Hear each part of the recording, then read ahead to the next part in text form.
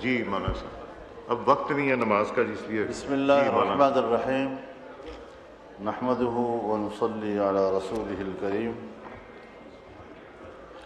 جناب اسپیکر،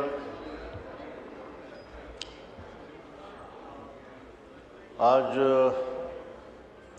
ایسا مجھے محسوس ہو رہا ہے کہ آپ کچھ دباؤ میں ہیں اور نارمل موڈ میں نہیں ہیں، تو اس ایوان کی کارروائی میں آپ کے موڈ کا بھی بڑا رول ہوتا ہے۔ کچھ تھوڑا سا اپنے آپ کو نارملائز بھی کیا جائے، نیوٹرلائز بھی کر لیں اپنے آپ کو، تو پھر انشاءاللہ ہم اپنی بات بڑی اچھی طریقے سے ڈیلیور کر سکیں گے۔ مولانا صاحب، یہ وہ کرسی ہے جہاں نہ حکومت خوش ہوتی نہ اپوزیشن خوش ہوتی، تو یہ سب سے مشکل کرسی ہے، اور دباؤ میں تو میں ہر وقت ہی رہتا ہوں کہ ان کو بھی بچانا ہے، ان کو بھی بچانا ہے، ان کو بھی موقع دینا ہے، ان کو بھی موقع دینا ہے، مگر میں اس دباؤ میں نہیں آتا جو زبردستی کرانے کے لیے یہاں کھڑ کے لیا جاتا ہے۔ میں نے کہا تھا تشریف رکھیں۔ جی شکریہ۔ بات زبردستی کی نہیں ہے، ایک رکن ایوان کی حیثیت سے گفتگو کا اور اپنی بات کرنے کے حق کی ہے، سو وہ ہمارا حق ہے۔ قانون سازی ہوئی اور اس قانون سازی پر، اسی فلور پر ہم اپنے تحفظات کا اظہار کر چکے ہیں۔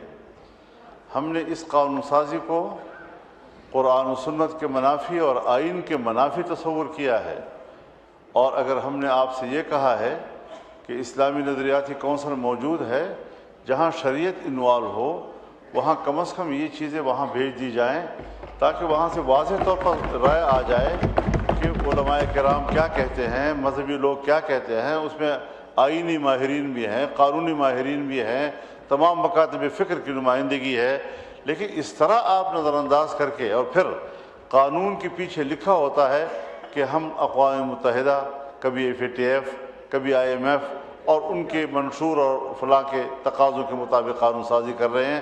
ہم نے تو اس آئین کا حلف اٹھایا ہے، ہم نے تو اقوام متحدہ کے منشور کا حلف نہیں اٹھایا۔ تو اس حوالے سے یا تو لفظ اسلامی جمہوریہ سے اسلامی کاٹ دیں، تو پھر جمہوریہ کہتے رہیں، ایک سیکولر نظام ہے، سیکولر ملک ہے، اس میں قرآن و حدیث کی کوئی حیثیت نہیں ہے، جو شخص جیسے چاہے قانون سازی کرے۔ کس کی پیروی ہو رہی ہے، کس ایجنڈے کی پیروی ہو رہی ہے، اس پر میں اپنے شدید احتجاج اس ایوان کے فلور پر نوٹ کرا رہا ہوں، اور یہ بات واضح کر دینا چاہتا ہوں کہ ہم ایسے قانون ملک پہ چلنے نہیں دیں گے۔ آپ نے جس طرح کے آئینی قوانین بنائے ہیں، جس طرح کے آئینی قوانین میں آپ نے ترمیم کی ہے، میں اعلان کرتا ہوں کہ میں سر عام اس کی خلاف ورزی کروں گا، اور 15 سال اور 16 سال اور 12 سال اور 10 سال کے جوانوں کی شادیاں کراؤں گا اور ان میں خود بیٹھوں گا۔ آپ بتائیں گے کہ پھر آپ کس طرح میرا مقابلہ کرتے ہیں۔ میں آپ کے قانون کو چیلنج کرتا ہوں، میں آپ کی قانون سازی کو چیلنج کرتا ہوں، میں آپ کی ذہنیت کو چیلنج کرتا ہوں۔ یہ کیا طریقہ ہے ہمارے ملک میں مسلمان کہلانے والے؟ یہاں پر آپ کے نائب وزیر اعظم اور وزیر خارجہ نے فلور پر میری گفتگو کے جواب میں فرمایا کہ ہم بھی تو اللہ اور رسول کو ماننے والے ہیں، اگر آپ کی نظر میں یہ اس کے خلاف ہے تو آپ ترامیم دیں۔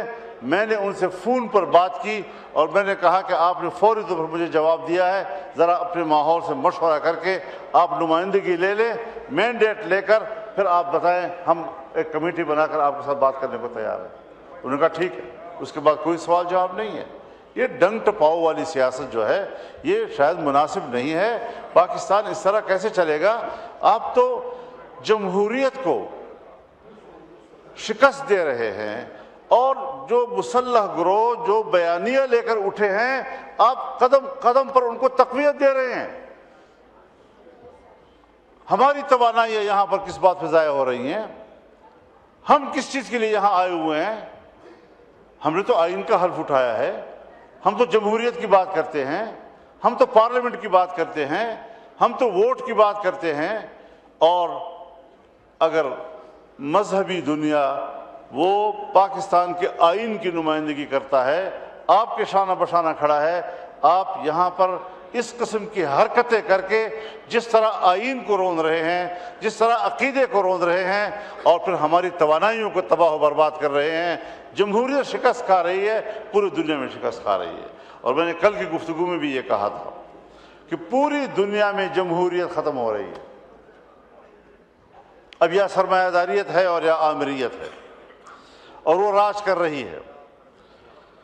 بات ہو رہی ہے بورڈ آف پیس کی، مجلس السلام کی، جو مسٹر ٹرمپ کا ایک نظریہ ہے۔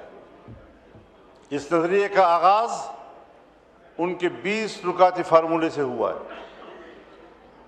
20 نکاتی فارمولہ امن کے لیے یہاں پر آپ کے وزیر خارجہ نے بیان دیا اس ہاؤس میں کہ اس پہ تبدیلی آئی ہے اور ہمیں بتائے بغیر تبدیلیاں لائی گئی ہیں۔ جب ہمارا اس پر اعتراض ہو گیا، فلور پر ہم نے اپنی قوم سے کہا، نمائندگان قوم سے کہا، اس کے بعد پھر آنکھیں بند کر کے وہاں چلے جانا اور ان کے 20 نکات کو قبول کرنے کا کیا تصور پیدا ہو سکتا ہے؟ کہیں کوئی ضمیر، کہیں کوئی ایک خود اعتمادی اپنے اوپر، کبھی اپنے ملک اور قوم پر خود اعتمادی، اور آج ہم اس میں جا رہے ہیں۔ آپ مجھے بتائیں کہ کیا ٹرمپ نے نہیں کہا اور کل کی تقریر میں نہیں کہا ہے اکنامک فورم پر کہ اگر حماس غیر مسلح نہیں ہوتا تو ان کا وہی حشر کیا جائے گا جو لبنان میں حزب اللہ کا کیا گیا؟ تو لبنان میں حزب اللہ پر حملہ اسرائیل نے کیا تھا، یعنی وہ فلسطینیوں کی قوت مزاحمت کو تو ختم کرنا چاہتا ہے اور اسرائیل کی قوت جارحیت کو تقویت دے رہا ہے۔ اور آج تک جتنے معاہدات ہوئے ہیں ان تمام معاہدات کی تاریخ پڑھ لیں، اس میں انہوں نے فلسطین کو سکیڑا ہے اور اسرائیل کو سپیس دیا ہے، مسلسل سپیس دیا ہے اس کو۔ ہم ایسے حالات میں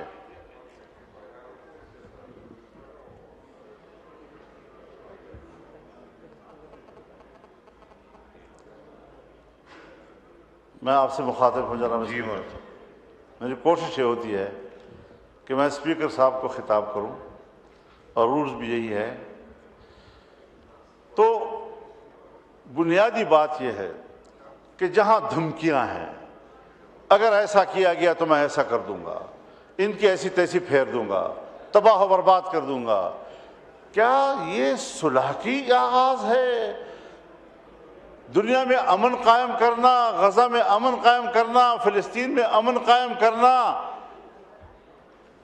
افغانستان آئے امن کے لیے آ رہے، 20 سال تک اینٹ سے اینٹ بجا دی اس کی۔ عراق میں آئے امن قائم کرنے کے لیے آئے ہیں، عراق کی اینٹ سے اینٹ بجا دیا آپ نے۔ لیبیا میں آئے، ہم امن کے لیے آئے ہیں، لیبیا کو تباہ و برباد کر دیا، منقسم کر دیا، آج وہاں کوئی نظام موجود نہیں ہے۔ اسلامی دنیا کو اس وقت اس نے ٹارگٹ بنایا ہوا ہے، اور اگر یہ اسرائیل لبنان سے ہوتا ہوا، شام سے ہوتا ہوا، اب ایران پر بھی حملہ ہوگا تو اس کے بعد اسرائیل تفتان پر آپ کے سرحد پہ کھڑا ہو جائے گا۔ کبھی سوچا ہے ہم نے، کبھی اس ایوان نے سوچا ہے کہ یہ پیش رفت کہاں ہو رہی ہے؟ یہ پیش رفت آپ کی سرحدات کی طرف ہو رہی ہے، پاکستان کی سرحدات کی طرف ہو رہی ہے۔ اور میں یاد دلانا چاہتا ہوں، ایک بار پھر اس ایوان کو یاد دلانا چاہتا ہوں کہ جب اسرائیل وجود میں آیا تو اس کے پہلے صدر نے جو پہلا خارجہ پالیسی سٹیٹمنٹ دیا، اس پہ اس نے کہا کہ ہماری خارجہ پالیسی کی اساس ایک نوزائیدہ اسلامی ملک کا خاتمہ ہوگا۔ سو ان کے عزائم اس کی پیدائش کے دن سے آپ کے خلاف واضح ہیں۔ آپ نے ان کو ناجائز، مغرب کا ناجائز بچہ کہا، اس نے کہا میرا سیاسی زندگی کا آغاز اس مقصد کے لیے ہوگا کہ اس نوزائیدہ ملک کا خاتمہ کروں۔ ان کے ارادے بھی واضح ہیں، آپ کی سوچ بھی واضح ہے، اس کے بعد ہم آنکھیں بند کر کے دوڑ جاتے ہیں اور سیاسی قوت ہو ایک ہی جگہ پر دوڑ رہے ہوتے ہیں تاکہ ہم کسی طریقے سے اس بت کو راضی کر سکیں۔ اللہ کے مقابلے میں آج تم ایک ٹرمپ بت کو راضی کرنے کے میں لگے ہوئے ہو، اس سے بڑا شرک اور نہیں ہو سکتا۔ پاکستان کو اگر بچائے گا تو اللہ کی ذات بچائے گا، اگر پاکستان کو بچائے گا یہ 99 صفات اللہ کے ضمانت دیں گے۔ خدا کی قسم امریکہ نے آپ کے بنگال کو بھی نہیں بچایا، اور آج اگر یہ ملک ٹوٹے گا تب بھی آپ کو نہیں بچائے گا۔ کچھ خدا کا خوف کرو، ہم کدھر جا رہے ہیں؟ ایک قوم کی آزادی سلب ہو رہی ہے، 70,000 لوگ شہید کر دیے گئے ہیں، 1 لاکھ سے زیادہ بیماری اور بھوک سے مر گئے ہیں، 1.5 لاکھ سے زیادہ بے گھر ہو چکے ہیں، اور اس کے باوجود ہم ایسے صلح کو قبول کر رہے ہیں، ایسے فورم پر جا رہے ہیں جس کا آغاز دھمکیوں سے ہو رہا ہے، جس کا آغاز ایک فریق کو۔ اور اسرائیل کہتے ہیں اقوام متحدہ میں بھی تو اسرائیل بیٹھا ہے تو پاکستان میں بیٹھتا ہے، سلامتی کونسل میں بھی تو اسرائیل بیٹھتا ہے تو پاکستان میں بیٹھتا ہے۔ اگر یہ دلیل ہے آپ کی تو پھر آپ مجھے بتائیں کہ 1948 سے لے کر آج تک آپ کے پاسپورٹ پر کیوں لکھا ہوا ہے کہ سارے ویزے لگ سکتے ہیں سوائے اسرائیل کے؟ اگر بیٹھنا کسی جگہ پر کسی فورم پر وہ دلیل ہے، لیکن آج وہ غزہ کے معاملے میں صرف فریق ہی نہیں قاتل ہے، اور عالمی عدالت انصاف نے اس کو مجرم قرار دیا ہے اور یہ حکم دیا کہ جہاں سے وہ گزرے کسی بھی ملک میں اس کو گرفتار کیا جا سکتا ہے۔ مگر امریکہ میں بھی اس کو پروٹوکول دیا جا رہا ہے، ٹرمپ بھی اس کو پروٹوکول دے رہا ہے، اور ایک قاتل، ایک فریق آج وہ صلح کے میز پر بیٹھا ہوگا، ثالثی کا کردار ادا کرے گا۔ کوئی ہے خدا کا خوف کہیں پر؟ کرو، سب کچھ کرو، ہمیں امن چاہیے، لیکن امن چاہیے کہ بھی راستے ہوتے ہیں۔ ہم قبائلی لوگ ہیں، جرگوں کو جانتے ہیں، صلح کے اصولوں کو جانتے ہیں، کس طرح معاملات ہوتے ہیں۔ جناب اسپیکر، پاکستان پر رحم کرو خدا کے لیے۔ ہندوستان ہمارا دشمن، افغانستان سے ہماری لڑائی، چین ہم سے مایوس، ایران کے ہمارے بارے میں تحفظات، ہم جس جغرافیائی ماحول میں گھرے ہوئے ہیں، ہر طرف معاشی ترقی ہو رہی ہے، ایک پاکستان ہے جو ڈوب رہا ہے۔ کیا کبھی آپ نے اپنے ملک کی معیشت کو بہتر بنانے کا سوچا ہے؟ کیا آپ نے کبھی اپنے غریب کو سوچا ہے؟